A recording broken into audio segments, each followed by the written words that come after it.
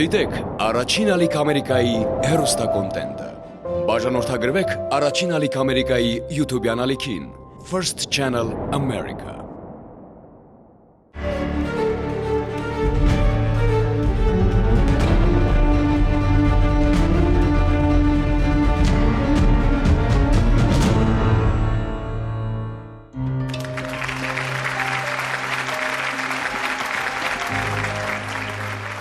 Բարի երեկո, երկուշաբթի է օրը և ինչպես միշտ նույն ժամին եթերում սպասիր ինձ հաղորդաշարն է։ Այո, մեր եթերի օրն ու ժամն անփոփոխ են։ Առաջին ալիքի հեռուստադիտողներն այն արդեն լավ գիտեն։ Խոսքն այն մարդկանց մասին է, որոնք դիտում են հաղորդումը հենց հեռուստացույցով։ Բայց քիչ չեն մարդիկ, որոնք այս ժամին գուցե աշխատում են կամ պարզապես տանը չեն և չեն կարող հետևել եթերին հենց հեռարձակման պահին։ Նրանք էլ դիտում են հաղորդման տեսագրությունը համացանցում առաջին ալիքի կայքում։ Բացարձակ էական չէ, ինչպես ու երբ եք դիտում սպասիր ինձը։ Էական է, որ բաց չթողնեք ոչ մի թողարկում։ Վերջերս մեր հաղորդման հյուրերից մեկը պատմեց, որ երբեք բաց չի թողել ոչ մի թողարկում։ Բայց բավական էր մեկ անգամ չդիտել ու հենց այդ թողարկման ընթացքում հնչել էր նրա ընտանիքի անդամի անունը։ Լավ է, որ թողարկումը դիտել էին այլ հարազատներ և տեղեկացրել նրան այդ մասին։ Սա ևս մեկ ապացույց է, թե որքան կարևոր է դիտել սպասիր ինձի յուրաքանչյուր թողարկում։ Մենք սկսենք, իսկ դուք ուշադիր եղեք, գուցե հենց այս թողարկման ընթացքում կիմանաք, որ ձեզ կամ ձեր հարազատին որոնում են։ Հուզմունքն այս տաղավարի մշտական բնակիչն է։ Այստեղ հաճախ ենք տեսնում թե երջանկության, թե տխրության արդյունքներ։ Հատկապես դժվարությամբ են հուզմունքը հաղթահարում մեր տաղավար եկած հյուրերը, որոնք պատմում են իրենց հարազատների բաժանման մասին։ Բայց նրանք լավ գիտեն, որ այստեղ կարող են ազատ զգալ իրենց, քանի որ մեր առաքելությունն է լսել նրանց, հասկանալ ու աջակցել։ Սիրով զրույցի ենք հրավիրում մեր այսօրվա հյուրին։ Համեցեք։ Բարև ձեզ, համեցեք։ Բարև ձեզ։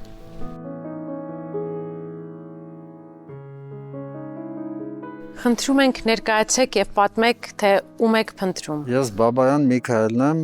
1968 թվականից ծնված։ Ես փնտրում եմ իմ եղբոր աղջկան։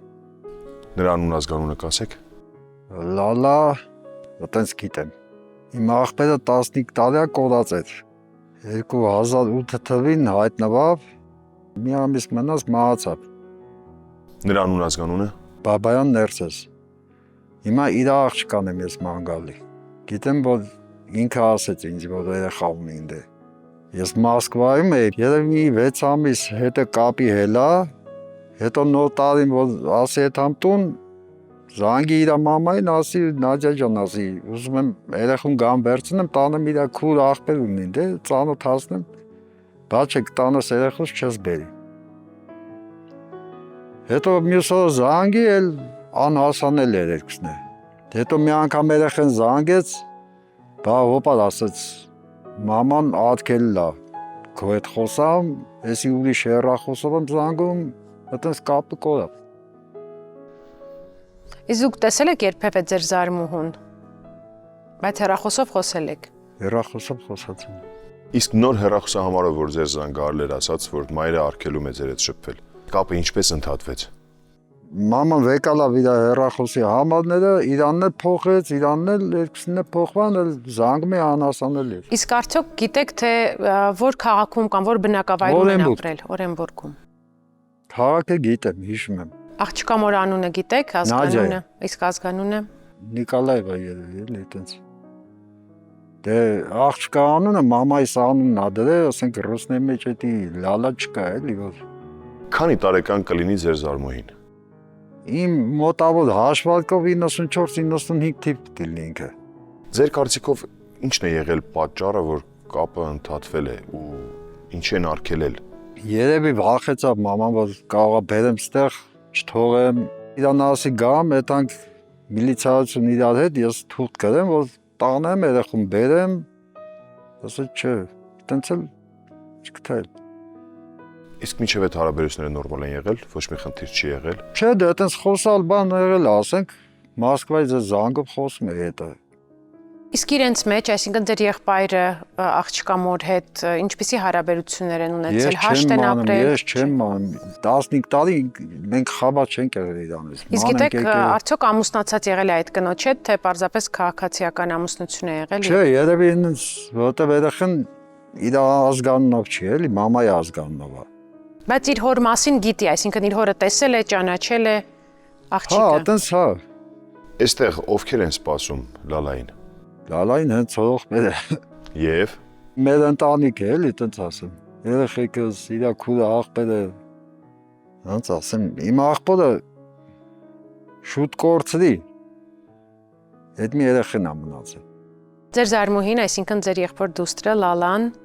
երևի թե ինչ որտեղ լրացնելու է իր հոր տեղը ձեր կյանքում։ Հա, ես իմ աղբորը գալուտեք։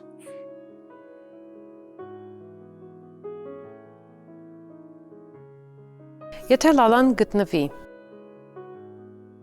ինչ կուզեք նրան պատմել իր հոր մասին։ Թող գտնեն։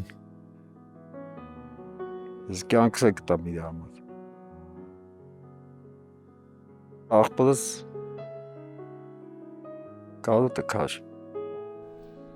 Ձեր եղբոր շարունակությունն եք փնտրում իր մեջ։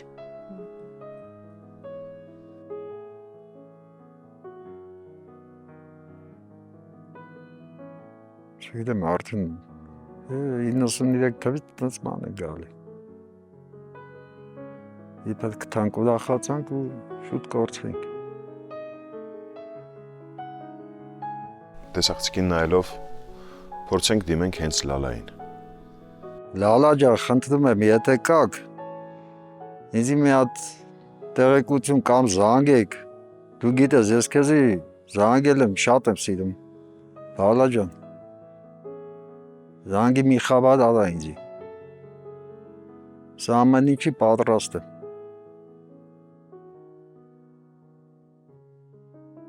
Շնորհակալ ենք շատ, որ այսօր մեր տաղավարում էիք։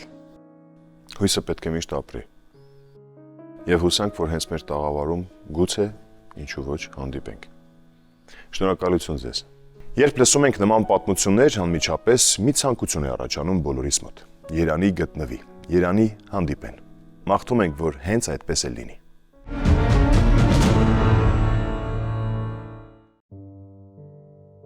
Գրիգորի Կուզմինը երազում է ընկերոջ Արմեն Վաչիկի Ավետիսյանի հետ հանդիպման մասին։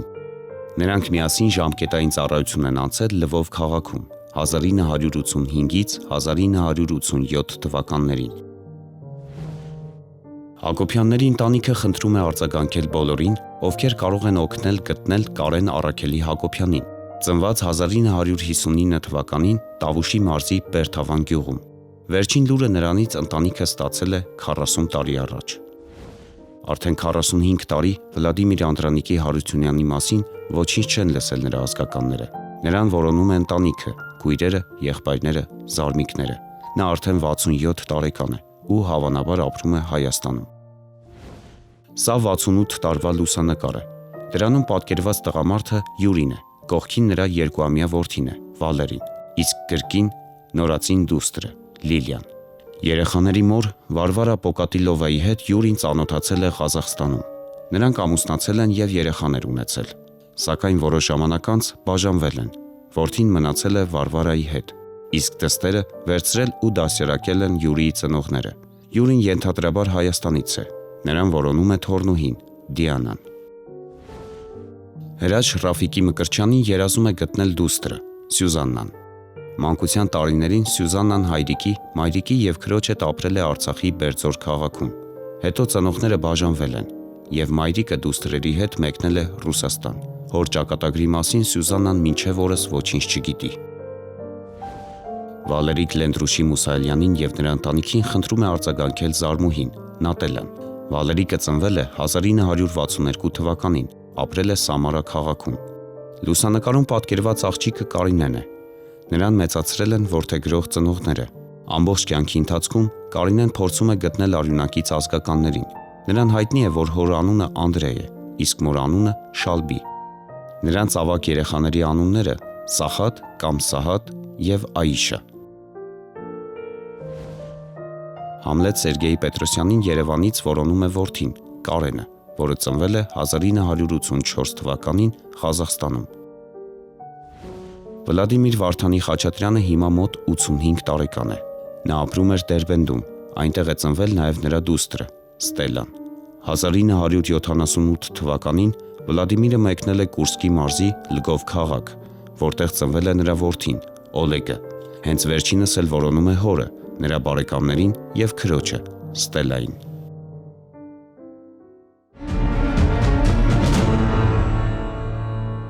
Շատ ենք սիրում որոնման հայտեր ստանալ Հայաստանի տարբեր մարզերից, հեռավոր գյուղերից ու քաղաքներից։ Մարդիկ մեզ են փոխանցում ոչ միայն իրենց անձնական պատմությունները, այլև իրենց բնակավայրի կոլորիտը, իրենց մշակույթն ու քաղցր բարբառը։ Մայրաքաղաքից շատ հեռու իրենց ավանդույթներով եւ պարզ հարաբերություններով ապրող համայնքներ կան, որոնց համար չկա ուրիշի կորստի ու վշտի պատմություն։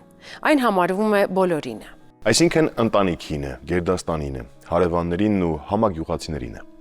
Մեկ հոգու ճակատագիրը դառնում է բոլորի հոգսը, մեկ հոգու դժբախտությունը դառնում է բեռ բոլորի համար։ Նույնությամբ ուրախությունը վայելում են միասին։ Լավ լուրերը տարածվում են արագ ու աղմուկով, չնախատեսված, բայց շատ սպասված հանդիպումները վերածվում են մեծ խնջույքների, կենացներով ու ամենաբարի մաղթանքներով։ Մեր այսօրվա որոնման հայտն էլ մարզից է։ Տեսնենք, թե ինչ տեսանյութ է պատրաստել մեր գործընկերը։ Դիտենք ու հուսանք, որ այնտեղ էլ շուտով ուրախ խնջույք կազմակերպելու առիթ կլինի։ Լոռու մարզի Օձուն գյուղում ենք։ Այստեղ մեզ սպասում է 85-ամյա Լևոն Կոստանդյանը։ Նա որոնում է իր ընկերոջը։ Թորնիկիս հետ այգում գործ էինք անում, հետում ենք, թորնիկը ծաղիկա քաղում։ Լևոն Կոստանդյանը շուրջ 67 տարի աշխատել է։ Այժմ կենսաթոշակառու է, աշխատում է իր սիրելի այգում։ Ապրում է որդու, հարսի եւ թորնուհու հետ։ Այգին ծածկված է խատուտիկներով, կան խնձորի, հոնի եւ սև սալորի ծառեր։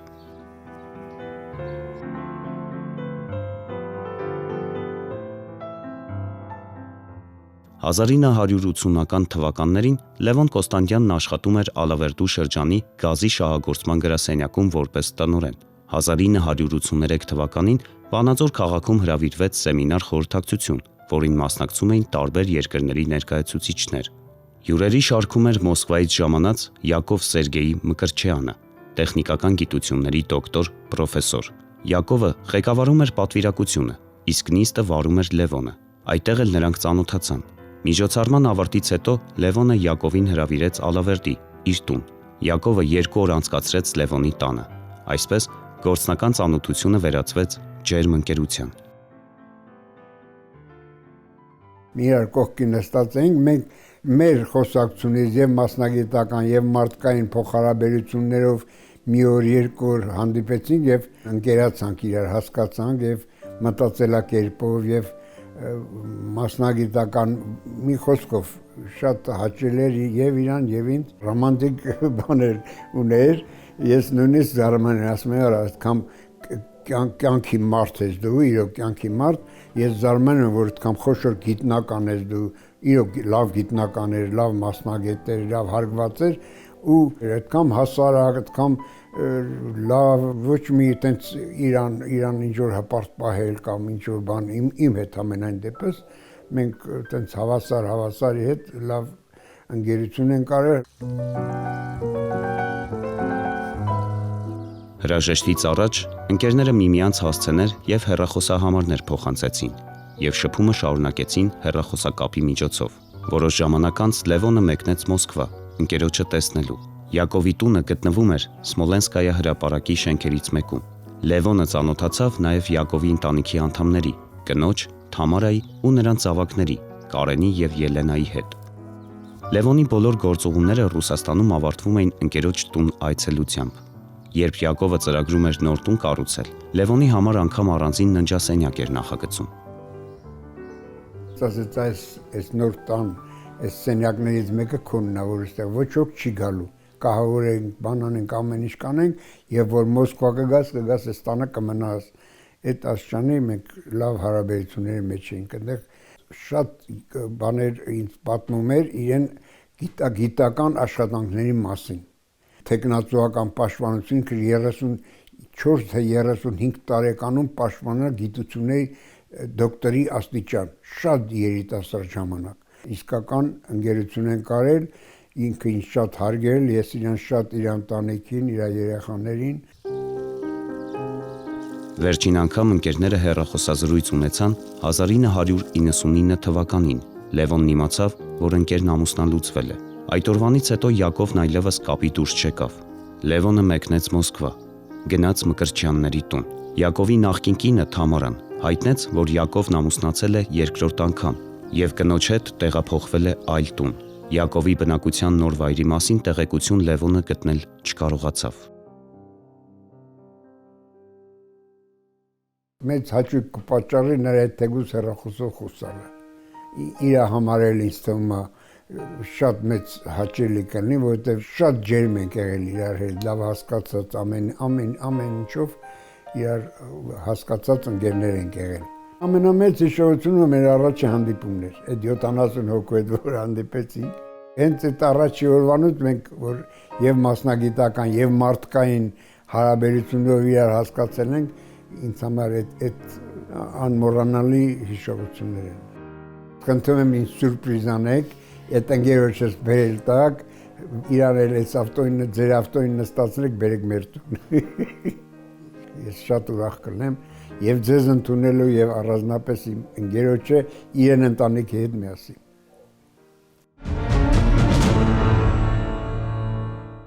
Մեր թողարկման այն հատվածն է, որին հատկապես հուզմունքով է սպասում մեր տաղավարում ներկա հանդիսատեսը։ Հենց նրանցից մեկն այս պահին հարմար կտեղավորվի մեր բազմոցին ու կասի, թե ում է որոնում։ Դրա համար նրան հրավիրենք այստեղ։ Խնդրեմ, համեցեք։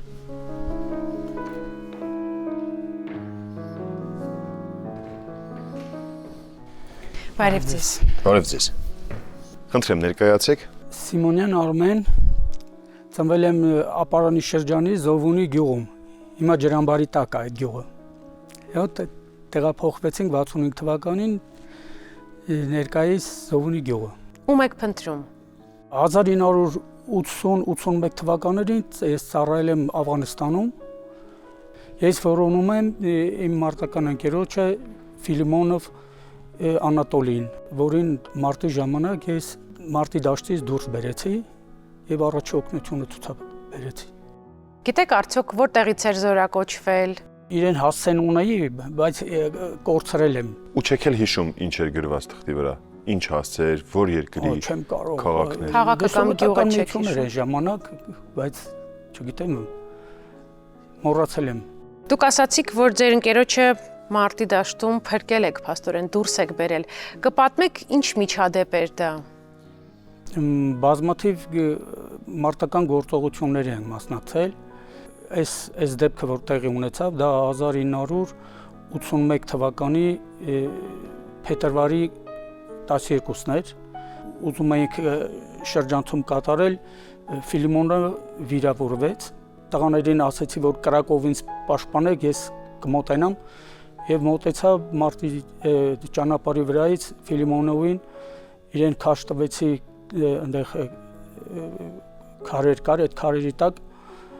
եւ առաջ օգնությունը ցուցաբերեցի, որից հետո շարունակեցինք հրամանալ, ինքը մնաց այդտեղ, այդ քարի տակ, թաքստոցում, հրամանը կատարեցինք, հետ վերադարձանք, արդեն Ֆիլիմոնովին տեղափոխել էին։ Նրան փրկելուց հետո չեք հանդիպել։ 81 թվականի մայիսին զորացրվեցի,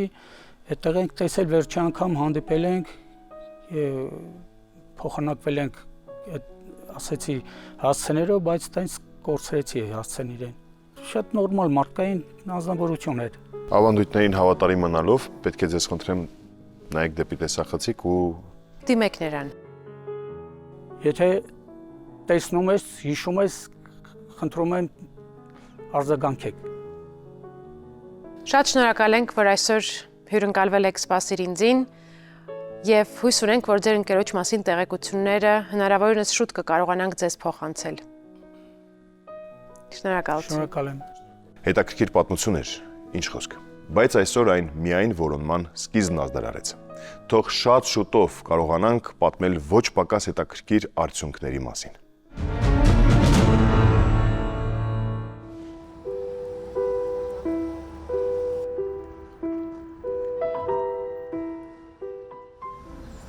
Սա մեր դպրոցական նկարներն է, որ ամեն տարի նկարում էինք, սա Տամարան է, այսօր ես եմ, ոճր։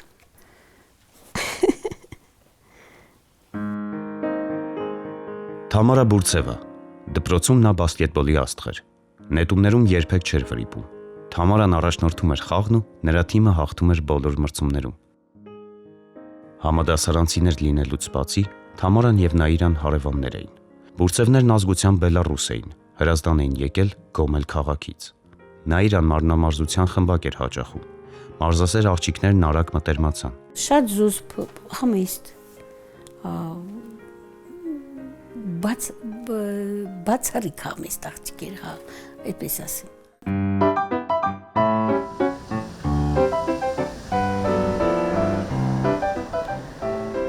Ես ու Տամարան սովորել ենք այս դպրոցում։ Տամարան բասկետբոլ էր պարապում, ես էլ մարմնամարզությամբ էի զբաղվում։ Տոմայի հետ մեկ անգամ ասեց արի ինձ հետ բասկետբոլ խաղա, որ բոյովանաս, փոքր ես դու։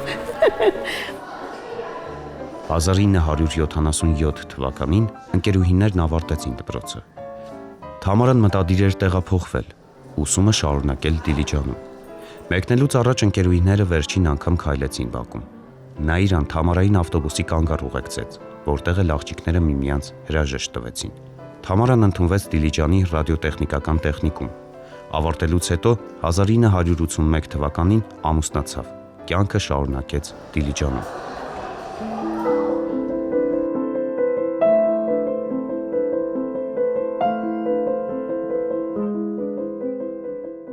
Մենք քաղաքի այգիներից մեկում ենք, որտեղ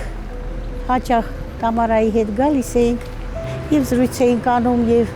սպորտ դպրոց էինք հաճախում, այստեղ կոներ կան, հավաքում էինք, մայրս ինքնաեռով թե էր պատրաստում։ Այդ ընկերությունը մնաց մինչև որ հիմա ես հիշում եմ ու գիտեմ, թե այդ ժամանակներն եմ ապրում։ Սա այն ինքնաիրն է, որ մայրիկս թե էր պատրաստում ես համար, մենք էլ կոներ էինք բերում, դնում այստեղ և այդ արոմատը հասնում է ջրի։ Այդքան է գիտեմ։ 1992 թվականին Նաիրան երեխաների հետ մեկնեց Ռուսաստան, արտագնա աշխատանքի, վերադարձավ 20 տարի անց։ Որոշ ժամանակ անց նա գնաց Դիլիջան ընկերուհուն տեսնելու, բայց պարզվեց, որ Թամարան երեխաների հետ այլևս այնտեղ չի ապրում։ Հարևաններն ասացին, որ Թամարան տեղափոխվել է Ռուսաստանի Բուդյոնովսկ քաղաք։ Չեմ մոռացել, անդադ իրան հիշել եմ, ինչ էլ հետս կատարում էր, ես միշտ երեխաներիս ասում էի, աղ Տամարային տեսնե երեխան ջան։ Իհարկե այդ պահը լինելու է շատ թանկ ինձ համար բան,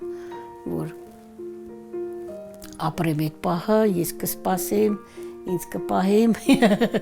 մինչև վերջ անցնեմ այդ ճանապարհը։ Բարև Տամարա, կուզեի քեզ տեսնեի, մեծ սիրով, և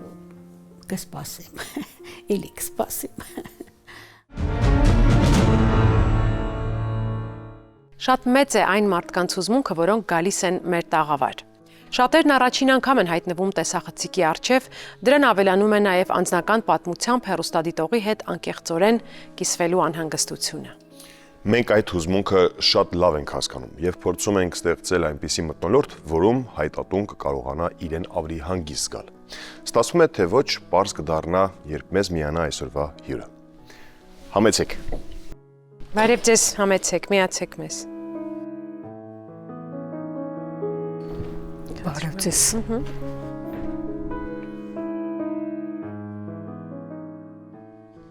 Կխնդրեմ ներկայանաք ձեր անուն ազգանունը։ Ես Արմինե Ասատրյանից փնտրում եմ հայրիկիս։ Մայրս ինձ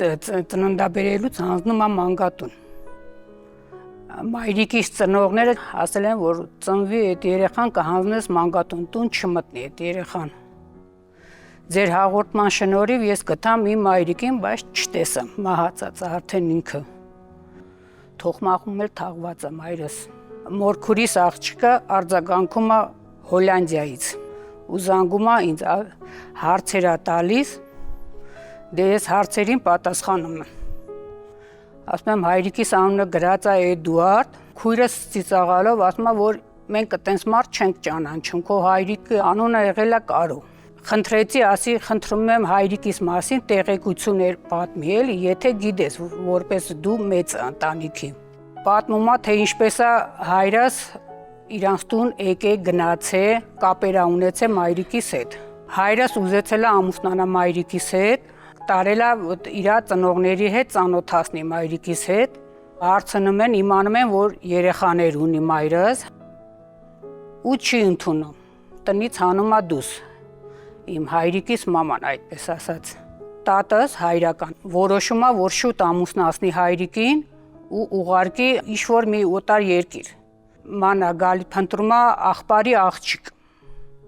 ու ամուսնացնում է, ասում է 3-4 ամսվա ընթացքում ամուսնացնում եւ ուղարկում է Ամերիկա։ Անցնում է մի քանի տարի, հայրս վերադառնում է Ամերիկայից ու հանդիպում է մայրիկիս հետ։ Մեզ քույրս պատմում է, ասում է, որ դպրոցից տուն վերադառնալիս մտնում եմ ներս, տենում եմ մայրը մեկել մի հատ տղամարդու հետ նստած լաց են լինում։ Հետո ինչ անում, անցնում է մի քանի տարի, մեզ քուրս հարցնում է, ով էր այն տղամարդը, էլի, որ այսքան տարի առաջ, որ եկել էր մեր տուն, ասեց, այն մարդն է, որ մենք իրար սիրել ենք։ Ասում եմ, բա չի հարցրել իմ գոյության մասին բան, ասում է, ես ոչ մի բան տեղյակ չեմ։ Հիմա ինչ է պատմել հայրիկիս, ինչ չի պատմել մայրս, չգիտեմ, էլի։ Մայրիկիս հարազատն է, ծնողները չեն ուզել, որ ես մեծանամ իրանց տան մեջ, որ իրանց անունը դուրս չգա։ Ազգանունը գիտեք ձեր հոր։ Ոչ մի բան չգիտեմ, որովհետև ծննդականի մեջ գրած է մենակ Ասատրյան մորս անուն ազգանունն է գրած։ Ուղղակի գրած է Էդուարդ։ Քուրս ասեց, որ մենք այտենց մարդ չենք ճանաչում, անունը Կարո է, իրան դիմել են Կարո ձյաձա մենք։ Ճիշտ եմ հասկանում, ձեր քույրիկը հարազատ ձեր քույրիկն է։ Մայրիկից մեկ ենք, հայրիկից տարբեր ենք։ Իրանց հայրիկը մահացել է, մայրիկս հանդիպել է իմ հայրիկին։ Կցանկանայի, որ հայրս ողջ լիներ, որոշ բաներ կիմանայի իրանից, մորս կողմից ասենք ոչ մեկ չկան։ Իսկ ձեր հորը եթե տեսնեք, ինչ հարց կտակ նրան։ Չեմ պատկերացնում այդ ասենք հանդիպումը ոնց կլինի։ Առաջի հերթին կհարցնեի իրականությունը, ինչ ա եղել, ոնց ա եղել։ Միգուցե ինքը որ ողջ լինի, ինքը կպատմի այն իրականությունը, ինչ որ եղել է իրականում։ Մենք հուսանք, որ հենց այդպես էլ կլինի, մենք հուսանք, որ հանդիպումը տեղի կունենա, մենք շարունակելու ենք որոնումներ, այսինքն մեր հանդիպումից հետո կսկսվեն արդեն որոնումները եւ հուսանք հենց մեր տաղավարում էլ հանդիպում տեղի կունենա։ Մի կարևոր բան պետք է չմոռանանք։ Այո։ Դուք ունեք հնարավորություն դիմելու ձեր հորը, նայելով տեսախցիկին։ Խնդրում եմ պատկերացրեք, որ հենց նա է ձեզ տեսնում ու լսում։ Հարգելի հայրիկ, հարգելի հայրիկի կողմից հարազատներ, եթե գիտեք այս պատմությունը, լսել եք իմ հայրիկի կողմից, խնդրում եմ արձագանքեք այսքան։ Շատ կցանկանայի, որ ողջ լինի հայրիկս, չգիտեմ իր հետ ինչ է ելը, ոնց է ապրել, ինչ ձև է քնել, հարթնացել, մտածել է իմ մասին, թե ոչ։ Շնորհակալություն, որ հավաքել եք ձեր բոլոր ուժերն ու այսօր եկել եք մեր տաղավար։ Ապրել երազանքով։ Սա էր մինչև օրս մեր հյուրի միակ հնարավորությունը։ Երազանքն իրականացնելու ճանապարհը թող սկսվի այսօրվանից։ Ասում են սրտին չես հրամայի։ Այդպես էլ կա։ Ոչ ոք ու ոչինչ չի կարող ստիպել մոռանալ մեկին, ով ձեր կյանքում կարևոր տեղ է զբաղեցրել։ Ոչ ոք չի կարող ստիպել չկարոտել, չհուսալ ու չսպասել նրա հետ հանդիպման։ Ու եթե այդ հույսը ձեզ մեր հաղորդման խմբագրություն է հասցրել, ուրեմն հենց սիրտն է ուղղորդել ձեզ։ Ուրեմն որոնումները սկսելու մեծ ցանկությունը հենց սրտից է բխել։ Ու թող սիրտն իր ցանկություններով առաջնորդի նաև նրանց, ում որոնում են։ Թող շարժի արձագանքելու, կամուրջներ կառուցելու ցանկությունը, որ անպայման կայանա հանդիպում, որ կարոտած սրտերը վերջապես խաղաղվեն։ Դե իսկ մեր սրտի ցանկությունն է այդ հանդիպման պատճառը դառնալ ու ձեզ հետ լինել որոնումների ամբողջ ընթացքում։ Վերջում էլ ձեզ հետ միասին վայելել ձեր կյանքի երջանիկ պահերը։ Թող իրականանա եւ ձեր եւ մեր ցանկությունները։ Իսկ այսօր այսքանն ենք պատրաստել ձեզ համար։ Եթերում սպասելին հաղորդաշարներ։ Կհանդիպենք հաջորդ շաբաթ։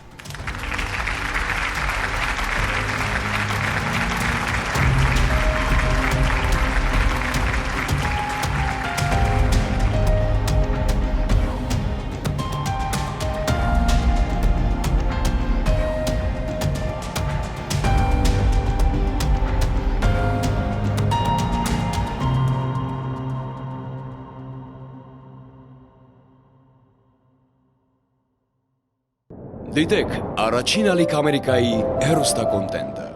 Բաժանորդագրվեք Առաջին ալիք Ամերիկայի YouTube-յան ալիքին First Channel America։